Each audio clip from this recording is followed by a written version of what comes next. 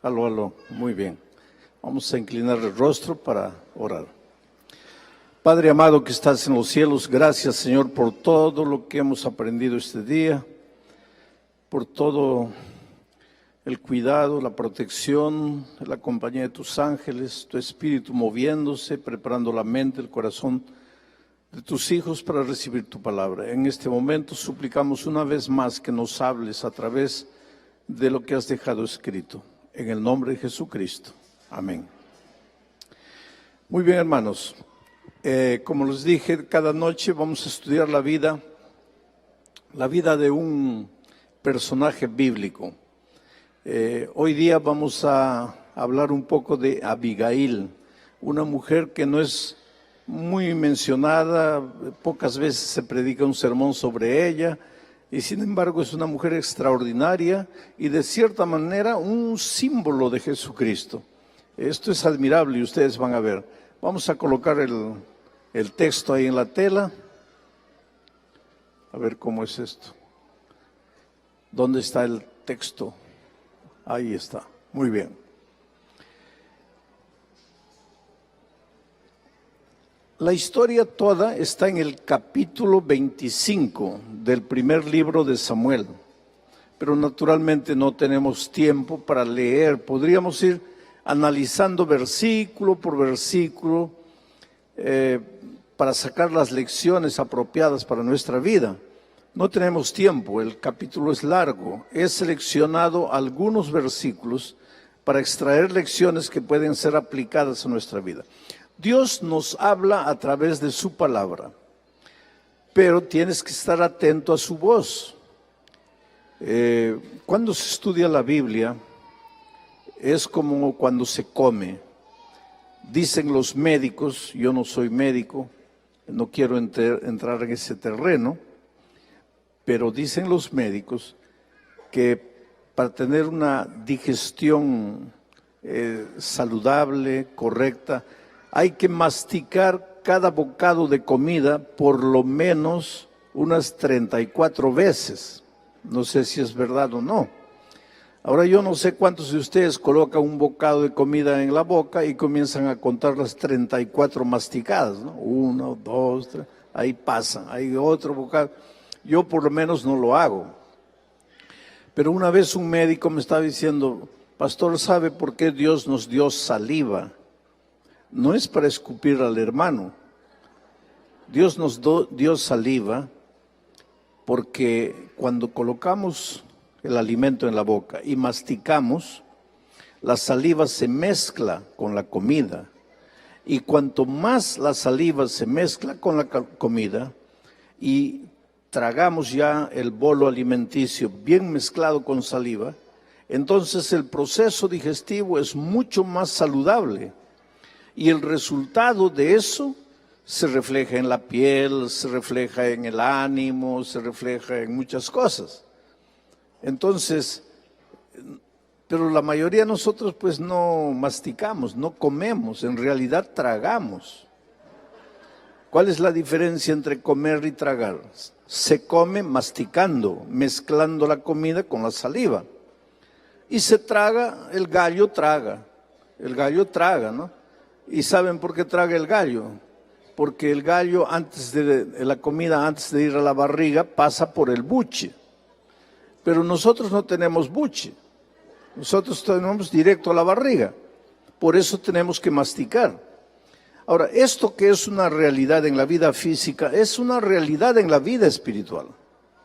Si tú tomas el texto, lo lees sin entender y ya leí, eso no te sirvió de nada, estás tragando la palabra de Dios.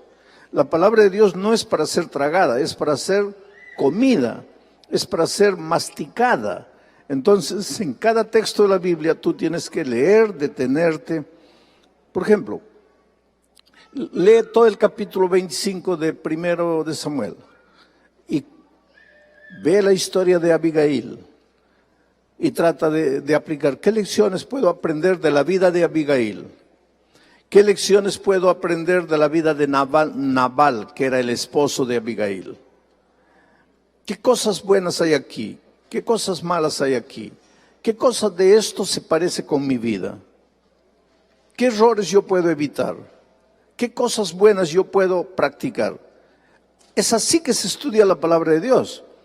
No es solo levantar, leer un versículo de la Biblia por costumbre y salir corriendo. Eso no te ayuda de nada. La palabra de Dios es para alimentarte, pero para eso tienes que pasar mucho, mucho tiempo con la palabra de Dios. Todos los días yo tengo dos tipos de estudio. Mi estudio profesional de la Biblia es una cosa. Ahí yo preparo sermones, yo escribo materiales, artículos, en fin. Pero existe mi periodo de estudio personal de la Biblia. Allí yo abro la palabra de Dios, no para preparar sermón. Ahí abro la palabra de Dios para alimentarme a mí mismo como ser humano. Porque antes de ser pastor, yo soy un ser humano. Yo soy un miembro de iglesia. Yo soy un discípulo de Cristo, como ustedes. Y yo necesito orar para mí. Yo necesito estudiar la palabra de Dios para mí. Ahora, claro que en mi estudio personal de la palabra de Dios me vienen algunas ideas. Digo, de aquí puede salir un buen sermón.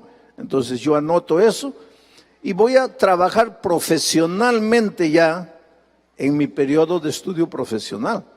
Pero ese periodo de estudio personal es que nos hace crecer espiritualmente. Tenemos que alimentarnos de la palabra de Dios. Algunos jóvenes pastores, jóvenes estudiantes de teología me dicen, pastor, ¿cómo usted puede tomar un texto y de un texto le saca tantas ideas? Es que he pasado horas y horas con ese texto. Lo he leído en una versión, lo he leído en otra versión, lo he leído en otra versión. He ido al griego o al hebreo, he analizado la palabra, he leído la cultura de aquel tiempo, he leído lo que el comentario de la hermana White dice con relación a ese texto, he leído lo que los otros comentarios dicen, y entonces tengo pues un panorama completo del texto. Hay que pasar mucho tiempo con la palabra de Dios. Predicar no es abrir la Biblia y comenzar a hablar cualquier cosa que te viene en la hora. Tienes que pasar mucho tiempo. Tú personalmente, aunque no prediques, tienes que pasar tiempo con la palabra de Dios. Eso te va a alimentar. Bueno, el capítulo es largo, pero yo he seleccionado algunos versículos. El versículo 3 dice, porque el versículo 1 empieza diciendo, había un hombre muy rico, y después describe la riqueza, tenía muchos carneros, tenía mucho ganado, un hombre rico. Pero el versículo 3 entonces ya define, y aquel varón rico se llamaba Nabal, y su mujer se llamaba Abigail. Era aquella mujer de buen entendimiento y de hermosa apariencia. Qué bueno cuando el buen entendimiento, que en hebreo es la palabra yokmah, que quiere decir literalmente sabiduría, sensatez, equilibrio, buen entendimiento, sentido común, todo eso es yokmah. Es interesante cuando Salomón fue nombrado rey de Israel, una noche en Gabaón se le presentó Dios y le dijo, Salomón, pídeme lo que quieras y yo te lo daré.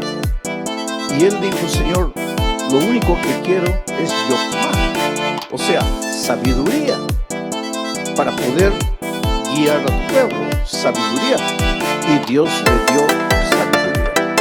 Unos días después, Salomón estaba tranquilo y vienen dos mujeres trayendo un niño. ¿Se acuerdan de eso? Y una dice, este es mi hijo. Y la otra dice, no es mi hijo. La otra, no es mi hijo. Entonces, como todo buen líder, Salomón le dice, a ver, dame tus argumentos. ¿Por qué dices que es tu hijo? Y la mujer dice, por esto, por esto, por esto. Aparentemente tenía razón. Pero nunca tomes la decisión escuchando solo a una persona. Entonces Salomón dijo, ahora yo quiero tus argumentos. Y la otra dice, este es mi hijo por esto, por esto, por esto. Aparentemente tenía razón. ¿Alguna vez en la vida te has encontrado en una situación así? Le escuchas a uno, parece que tiene razón. Le escuchas al otro, parece que tiene razón. ¿Y ahí qué vas a hacer? ¿Qué vas a hacer? Pero Salomón le había pedido a Dios, ¿qué cosa? Yokmah, sabiduría. ¿Y qué dice Santiago? Si alguien tiene falta de sabiduría, pídala a Dios y Dios se la va a dar. ¿Y qué es la sabiduría? El sentido común, el equilibrio. Entonces Salomón, que había pedido sabiduría a Dios y Dios le dio sabiduría. Porque hay cosas que tú a veces no sabes de dónde te vienen y viene de Dios. Si vives una vida de comunión con Dios, viene de Dios. Salomón dice, traiga un machete. Traiga un machete. Y las mujeres se asustan. Y Salomón llama al siervo y le dice, partan el niño por la mitad. Porque ya que tú dices que es tuyo y me convences de que es tuyo, y tú también dices que es tuyo y me convences de que es tuyo, entonces pues mitad para cada uno. Traigan el machete. Y cuando el siervo ya estaba para partir al niño, la verdadera madre dijo, no, por favor. Si es para matar a mi hijo, mejor que se lo lleve, pero quiero a mi hijo vivo. Que se lo lleve ella. Y entonces Salomón dijo, esta es la verdadera madre. ¿De dónde le salió a Salomón eso? La sabiduría que viene de Dios. A veces tú en la vida dices, ay, pastor, no sé qué decisión tomar. Pídele a Dios sabiduría. Ahora, ¿sabes qué? Pena que no hay muchas chicas solteras bonitas aquí, ¿no es cierto? Pero deberían escuchar este mensaje. Abigail era de hermosa apariencia, pero de sabiduría. Tú sabes que las chicas bonitas, por ser bonitas, no se preocupan mucho en buscar sabiduría. Y los muchachos, en lugar de buscar a las mujeres sabias, andan buscando a las mujeres bonitas. Y la belleza cansa. En un año se acabó la atracción, pero la sabiduría dura para la vida toda. Abigail era una mujer bonita, muy bonita, pero sabia. Ahora, el esposo era un hombre muy rico, pero necio, imprudente, insensato, sin sabiduría. Ahora tú me vas a preguntar, ¿cómo una mujer bonita se casó con un hombre insensato? Es que en aquellos tiempos las mujeres no escogían esposo. En aquel tiempo las chicas eran obligadas a casarse con el esposo que el padre les determinaba. Y generalmente papás sin sabiduría, porque también existen padres sin sabiduría, le buscaban a la hija un hombre rico, un hombre que tuviese posesiones, que si tiene sabiduría, que si la va a tratar bien a mi hija, no me interesa, me interesa que tenga posesiones. Habían padres así, y parece que el padre de Abigail fue así.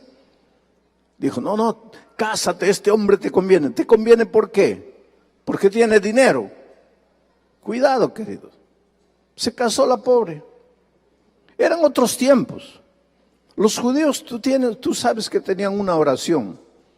Decía, los judíos hombres, todos los días agradecían a Dios diciendo, Señor, te agradezco porque no nací gentil, quiere decir, no nací extranjero. No nací esclavo y no nací mujer. Esa era la oración del hombre judío. Ahora, ustedes, las hermanas, me van a preguntar, pero pastor, ¿por qué era la Biblia así? Es que no era la Biblia, querido. Todo comenzó en el jardín del Edén. Todo comenzó con la desobediencia, con la entrada del pecado. El pecado deformó la creación maravillosa de Dios. El hombre deformó su carácter, se volvió machista. Cuando Dios le dijo, tú vas a ser la cabeza, no estaba diciendo tú vas a abusar de la mujer, pero es que el pecado deformó el carácter del hombre. Y ahora el hombre se cree dueño de la mujer. Pero entonces los tiempos están cambiando, ahora la mujer se está yendo al otro extremo. al otro extremo, porque yo tenía hace muchos años una secretaria que me decía, yo me voy a casar cuando encuentre un hombre con mi cabeza. Le digo, ¿cómo es así tu cabeza? A ver, ¿cómo piensas? Todos 50%, 50%. ¿Por qué el hombre tiene que valer más que yo? Y si no encuentro un hombre con mi cabeza, yo no me caso. Le digo, pero ¿cómo es eso de 50%, 50%? A ver, explícame. Dice, por ejemplo, si tenemos un hijo, yo me quedo en la casa mediodía cuidando del niño y mediodía voy a trabajar. Y mi esposo se queda mediodía trabajando y mediodía cuidando del niño. Tiene que ser así. 50%, 50%. Yo le dije, pero hija, si fuera así, Dios hubiera dicho, el hombre se queda embarazado 4 meses y medio, la mujer 4 meses y medio. No son las cosas. Miren ustedes. Hombre y mujer no somos iguales. Dios nos ha hecho diferentes, pero incompletos. El hombre es diferente de la mujer, pero es incompleto. ¿Para qué? Para que junto con la mujer se complete. Yo no les voy a dar una clase esta noche de la teología del ser humano, pero teológicamente el hombre solo no es completo, la mujer sola no es completa. Cuando están juntos están completos, son un ser humano completo, separados son incompletos. ¿Pero quién vale más? Nadie vale más. Los dos son iguales. Pero el pecado entró y deformó todo. Y en los tiempos de Abigail, la pobrecita ya no podía escoger esposo, los papás le escogían. Y padres sin sabiduría le escogían un marido rico, pero necio, torpe, malo. Pero Abigail es la mujer que nunca se conformó con una situación de desorden. Querida, la vida te puede maltratar, las circunstancias pueden ser difíciles, pero nunca te contentes con aceptar lo que no está correcto. Y te voy a ir hablando de eso un poco más adelante. Bueno, aquel varón se llamaba Nabal, su mujer Abigail. Era aquella mujer de buen entendimiento, de yokmaj, de sabiduría y de hermosa apariencia. Pero el hombre era duro y de malas obras. Y era del linaje de Caleb. Interesante. Ayer predicamos de Caleb. ¿Fue un grande hombre o no? Pero tú no sabes lo que tu nieto va a ser. Ese es el asunto. En la genealogía de Cristo en Mateo capítulo 1, tú ves que a veces de un hombre bueno sale un hijo malo, de un hijo malo sale un hijo bueno. Nosotros nunca sabemos. Por eso ayer alguien me hizo, o esta mañana alguien me hizo una pregunta, ¿qué hacemos si los hijos crecen y ya quieren hacer lo que quieren? Querido, tú cumple con lo que Dios te ha dicho, instruye al niño en el camino en que debe andar. Cuando fuere viejo, él va a tomar sus decisiones. Pero tienes que tener en cuenta una cosa. Aunque parezcas que se ha olvidado de la palabra de Dios, no, la palabra de Dios está en ese corazón. Puedes parecer que ya murió, no murió, la palabra de Dios nunca muere, está ahí. Y en un momento de desesperación, tú vas a ver cómo Él va a volver los ojos a Dios. Por eso, cuando los hijos crecen, solo te resta hacer 2 cosas. Primero, orar. Y segundo, llorar. No te queda más otra.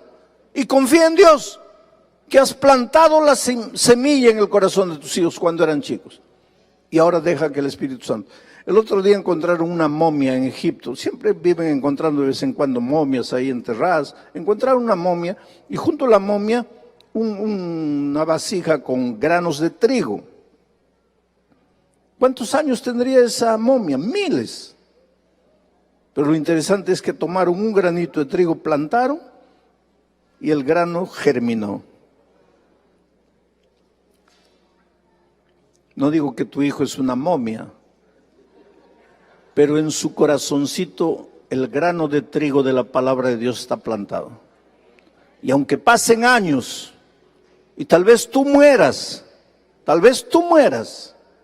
sin ver a tu hijo de regreso, pero no te desesperes, porque en la mañana de la resurrección Lo vas a ver ahí.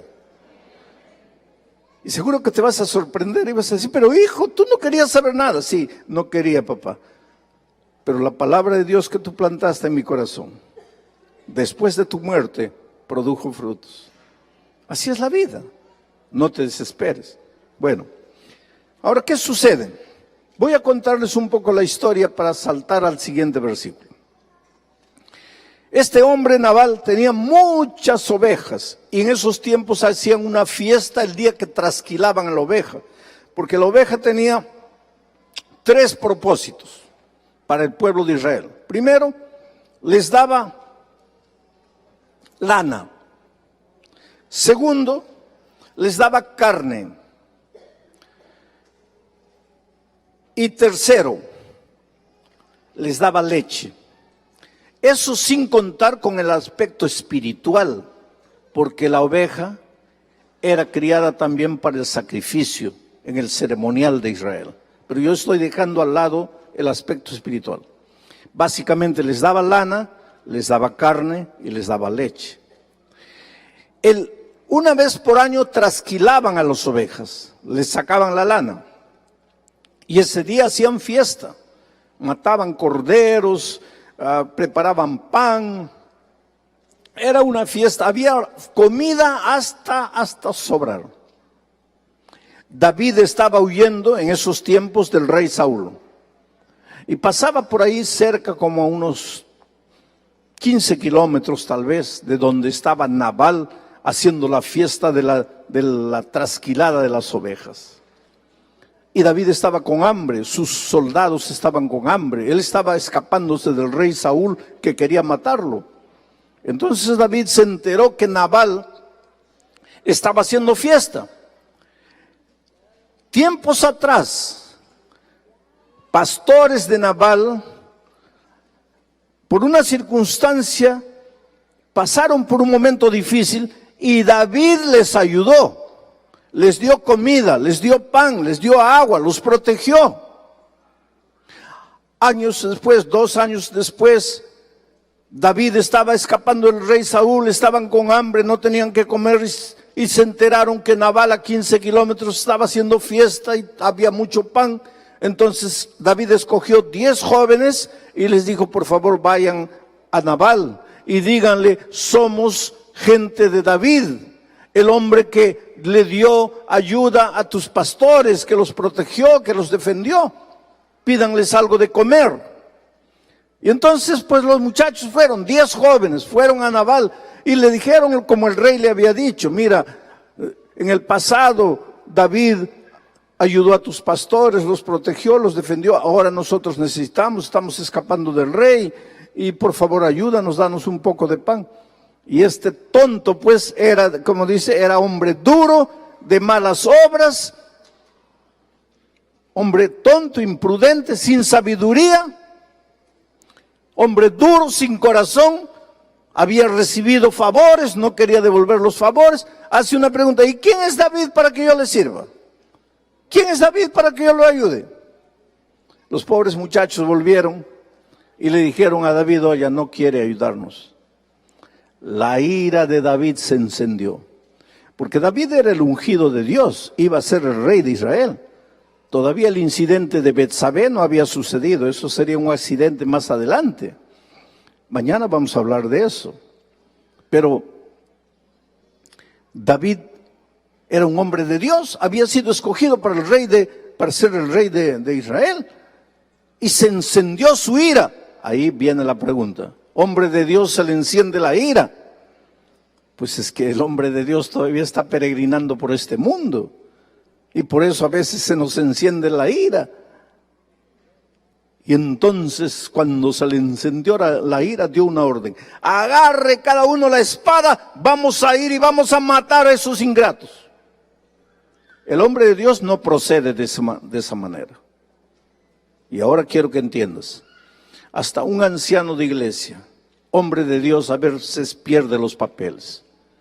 Pero el hecho de que sea ser humano y pierda los papeles no quiere decir que tiene que seguir perdiendo los papeles. Encuentra tus papeles, querido. No puede ser justificación. Que perdiste los papeles. Sí, pero en cada junta estás perdiendo los papeles. Espera un poco. El hombre de Dios tiene que ir creciendo. Ese es nuestro tema del seminario de la mañana. Tienes que ir creciendo cada día más semejante a Jesús. Cada día dejas de ser hijo del trueno para convertirte en el discípulo del amor. Tienes que ir creciendo. David fue creciendo, pero todavía no había ocupado el reino. Saúl todavía estaba vivo. Era un ungido de Dios, pero joven. Torito joven, rebelde. Tenía que aprender a ser manso y humilde de corazón. Aunque ungido de Dios, toro rebelde, se le encendió la ira. ¡Vamos a matar! Y ya venían a matar a Nabal, a toda su gente, por ingratos. Pero ahora viene este versículo maravilloso. Cuando David estaba viniendo con sus guerreros para matar, un siervo de Nabal corrió donde Abigail, la esposa, y le dijo: tu esposo acaba de hacer una tontería. ¿Qué tontería? David vino, mandó sus 10 jóvenes para pedir ayuda y tu esposo no los ayudó. Y ahora David viene armado hasta los dientes y va a acabar con todos aquí. Entonces, la mujer prudente, sabia, sensata, pasó toda la noche guisando corderos y preparando panes de higos. Y a la madrugada se levantó y se dirigió al encuentro de Nabal. ¿Para qué venía Nabal? Para matar. ¿A quién? A un pecador miserable. ¿Merecía morir ese pecador miserable? Sí. En aquel tiempo, el que la hacía, la pagaba. Ojo por ojo, diente por diente. Esa es la ley de aquellos tiempos. ¿Ese hombre era duro, malo, perverso? Sí. ¿Merecía morir? Sí. ¿Venía la muerte? Sí. Pero aparece la mujer ahora. Mira, montando un asno. Ahora dime una cosa. Piensa en Jesucristo. ¿Cómo entró a Jerusalén ya para entregarse a la muerte? ¿Cómo entró? Y ahora mira aquí a Abigail, montando un asno. Descendió por una parte secreta del monte. Ahora dime, ¿dónde murió Jesucristo? En un monte. ¿A dónde fue Abigail? A un monte. ¿Dónde estaba el monte donde Cristo murió? En Jerusalén, en el Calvario. ¿Cómo entró Jesús? Montando en un asno que nunca había sido montado. ¿A dónde fue Abigail? Al monte. ¿Para qué fue Abigail allá? Para interceder por Nabal, porque dice, y montando un asno, descendió por una parte secreta del monte, y he aquí David y sus hombres venían frente a ella, y ella les salió al encuentro. Oh, querido, quienes deberíamos haber muerto en el Calvario éramos nosotros. Ustedes están asistiendo al seminario de la mañana. Después de la entrada del pecado a este mundo, nuestro carácter quedó, ¿qué cosa? Deformado, depravado, somos malos, somos necios, de corazón duro, hemos pecado, hemos desobedecido a Dios. ¿Merecemos morir o no? El salario del pecado es la muerte. La paga del pecado es la muerte. ¿Cuántos pecamos? Todos pecamos y estamos destituidos de la gloria de Dios. Todos merecemos morir. Entonces, quien tenía que haber sido clavado en la cruz del Calvario, éramos nosotros.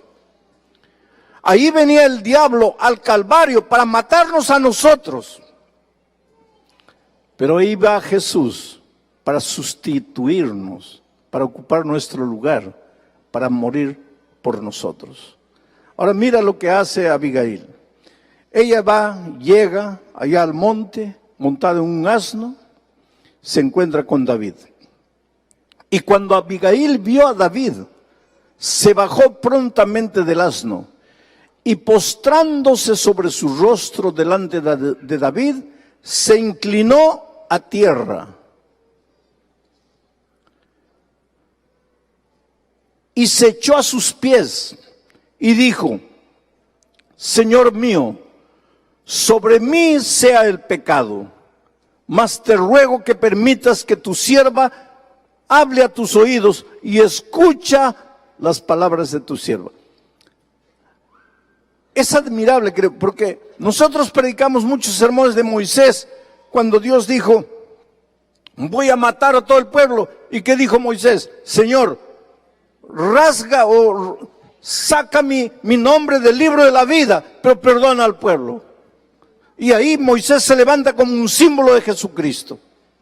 Ahora esta mujer, yo creo que nunca la has presentado como un símbolo de Jesucristo, pero aquí esta mujer se presenta: nosotros merecemos morir. Ahora ella se presenta: Señor mío, mátame a mí, yo he pecado. ¿Qué había pecado? Mira, Señor mío, sobre mí sea el pecado. ¿El pecado de ella? ¿Qué había hecho ella para merecer morir? ¿Quién había pecado? El bruto de Naamán, de Nabal. Ese tenía que morir. Pero ella dice: sobre mí sea el pecado. ¿El pecado de quién? ¿Qué es lo que hizo Jesús en el Calvario? Sobre mí sea el pecado. ¿El pecado de quién? De nosotros. Hombres de corazón duro, perversos, depravados, en las palabras de Elena White. ¿Cómo encajan las cosas de manera maravillosa, queridos? Ahora mira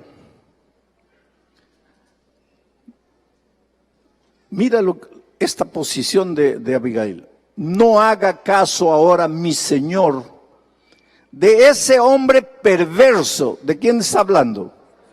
De Nabal. No haga caso ahora, mi señor, de ese hombre perverso, de Nabal, porque conforme a su nombre, así es. Él se llama Nabal, y la insensatez está con él. Mas yo, tu sierva, no vi a los jóvenes que tú enviaste, porque si yo los hubiera visto, yo les hubiera dado comida. Pero el bruto de Nabal, el insensato, el perverso de Nabal no vio. Ahora, queridos, ¿quién era Abigail con relación a Nabal? ¿Quién era? ¿Qué era de Nabal? ¿Y la esposa no debe proteger al esposo? Y aquí Abigail, ¿estaba ayudando al esposo o no estaba ayudando? ¿Hablando mal del esposo?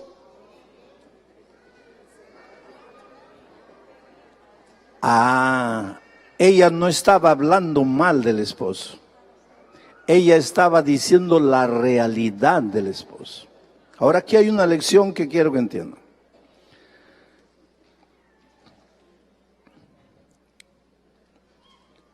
Pues la vida me ha hecho enfrentar circunstancias difíciles, y a veces hay situaciones que yo no quisiera vivir dos veces. Esta mañana les conté una situación, ahora les voy a contar otra situación. Una vez una señora trajo al esposo a hablar conmigo, a la fuerza. Él no quería. Ahora tú te vas a preguntar: pero si el hombre no quiere, ¿cómo es que ella lo llevó a la fuerza? Arrastrándolo. No lo arrastró, pero lo llevó obligado. ¿Pero cómo lo obligó?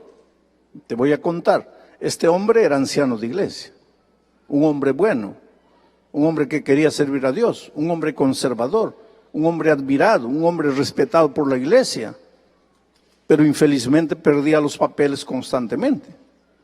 ¿Y qué es lo que había sucedido? Un sábado de mañana predicó un sermón bonito, llevó muchos espíritus de libros del espíritu de profecía, porque en ese tiempo no había slide, no había esas cosas. Llevó 4 o 5 libros, leyó que el cristiano debe ser así, que el mundo está entrando a la iglesia, porque esto, porque aquello, porque lo otro. Y después fueron a almorzar y la esposa sirvió el almuerzo, y pues el arroz no estaba muy bien cocinado. Entonces cuando él metió el arroz a la boca y vio que estaba medio crudo, habló una palabra horrible, fea, que un cristiano nunca debería hablar. Y la esposa lo mira y le dice, pero hijo, acabas de predicar un sermón tan bonito y solo porque el arroz no me salió bien hablas esa cosa fea. ¿Para qué? Perdió los papeles. Agarró la vasija de arroz, ¡pah!, al suelo. Y no contento con eso, fue a agredir físicamente a la esposa. Pero los hijos crecen, querido. Ese hijito de 3, 4, 5 años que tienes, crece. Y el hijito de él, el mayor, ya había crecido, estaba con 12 años. Y cuando vio que el papá iba a agredir a la esposa, el niño de 12 años se colocó delante de la mamá y enfrentó al papá. Y le dijo, a mi madre no la vas a tocar. Y él nunca imaginó que el hijo un día lo iba a enfrentar. Pero ahora el hijo lo estaba enfrentando. No vas a tocar a mi mamá. Y él lo miró así asustado. Nunca imaginó que el hijo iba a reaccionar de esa manera. Sacó la correa, sacó el cinto. Y le dijo, hijo perverso, te voy a enseñar a guardar el 5.º mandamiento. ¿Qué dice el 5.º mandamiento? Honra a tu padre y a tu madre. ¿Por qué te atreves a enfrentarme? Te voy a enseñar a guardar el 5.º mandamiento. Y mientras él ahora quería enseñarle al hijo a guardar los mandamientos, porque él le enseñaba a guardar mandamientos a todo el mundo. Mientras estaba queriendo enseñar, la esposa fue, agarró su cartera, su bolsa y comenzó a salir. Y entonces él dejó al niño y corrió a la puerta y se plantó en la puerta. ¿A dónde vas? Y ella le dijo, voy a la policía. Te voy a denunciar. Tú no puedes tocarme físicamente, como lo has estado haciendo. Voy a la policía. No, no puedes hacer eso.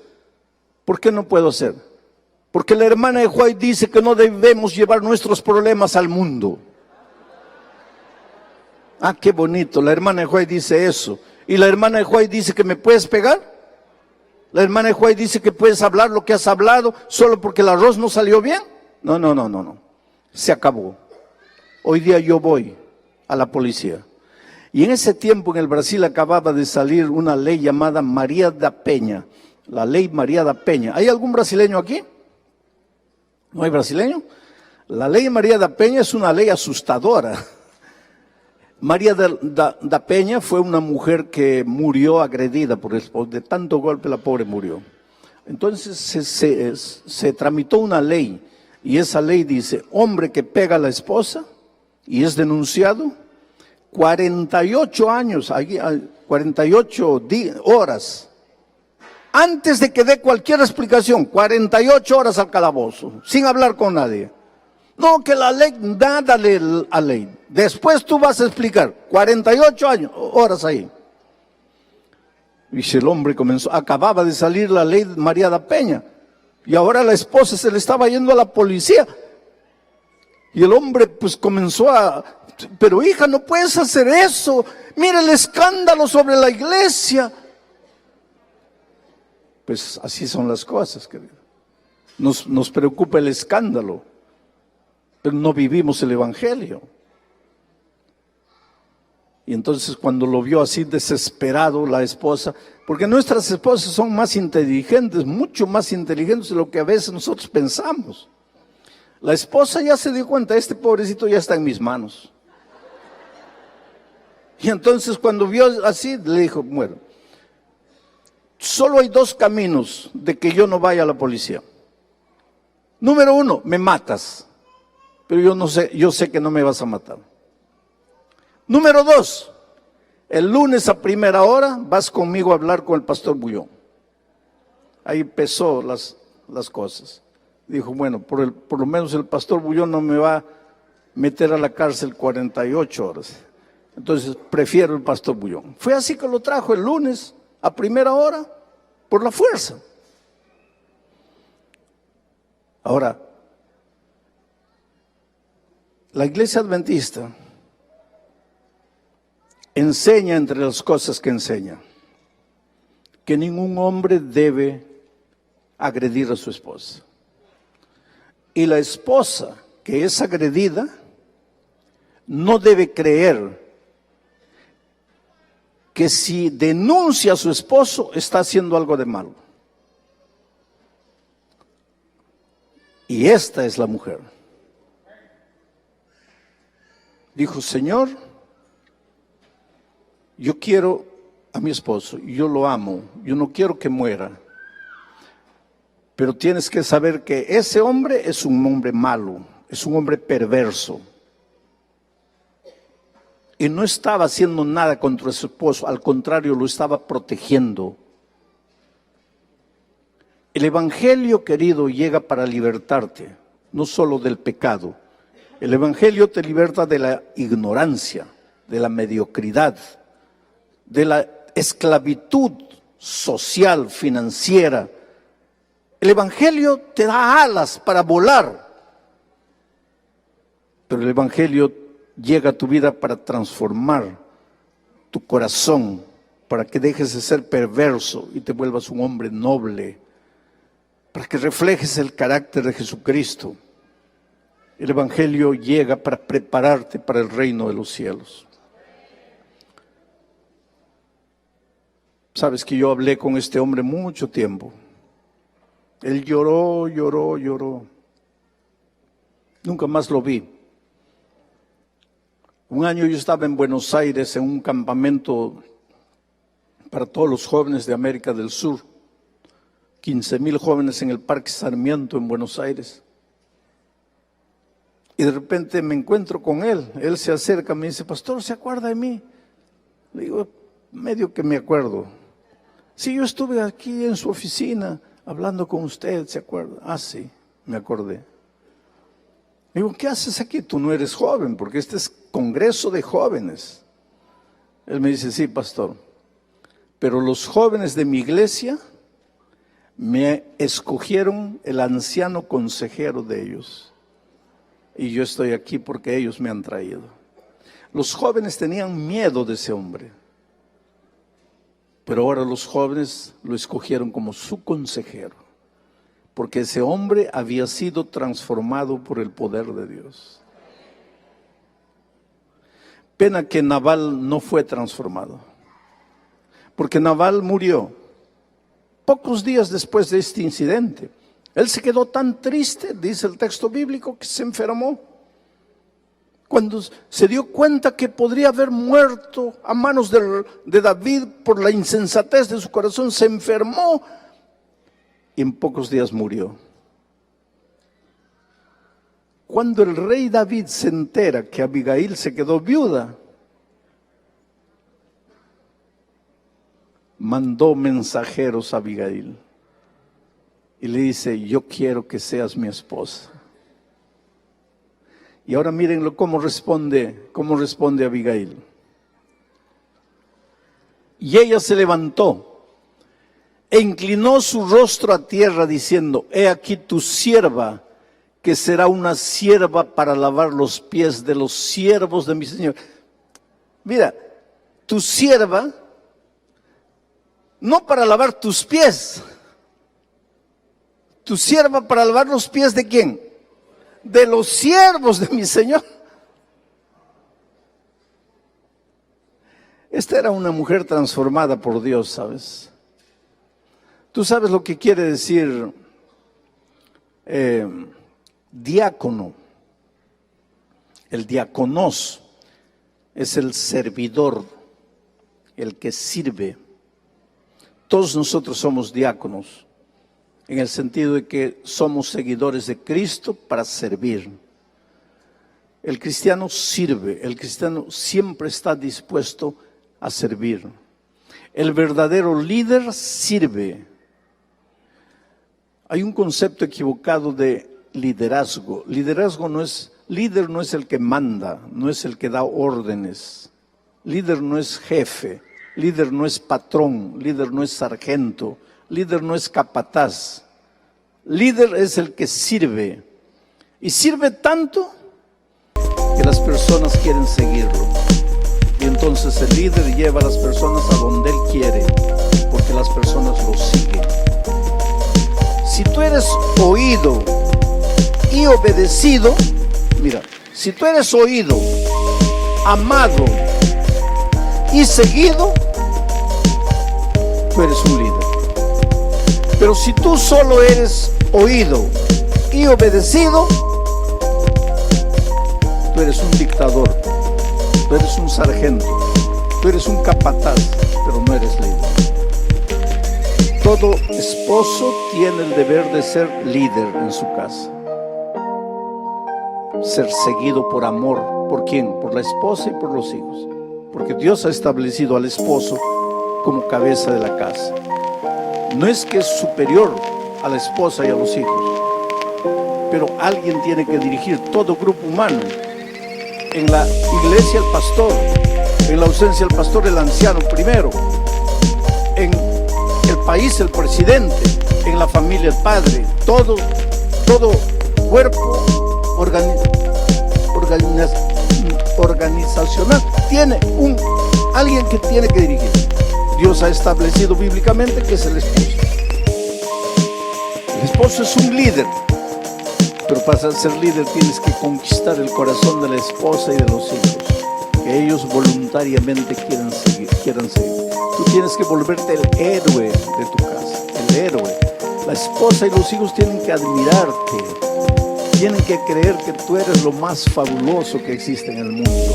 Cuando has llegado a conquistar a tu familia de esa manera, eres el líder que Dios quiere que seas en tu casa. Cuando en la iglesia eres el anciano que todos aman, que todos admiran, que todos quisieran ser igual a él, ahí eres el líder de la iglesia.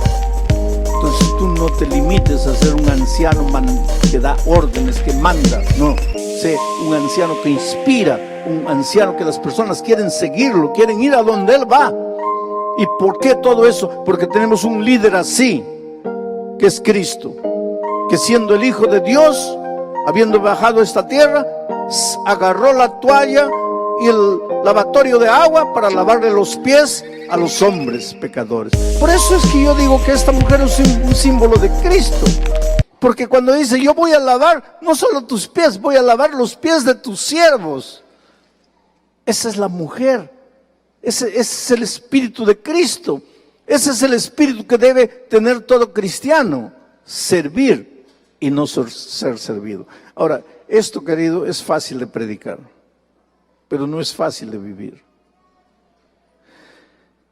Alguien un día me dijo que el lugar donde todos se vuelven santos es aquí. Este metro cuadrado aquí.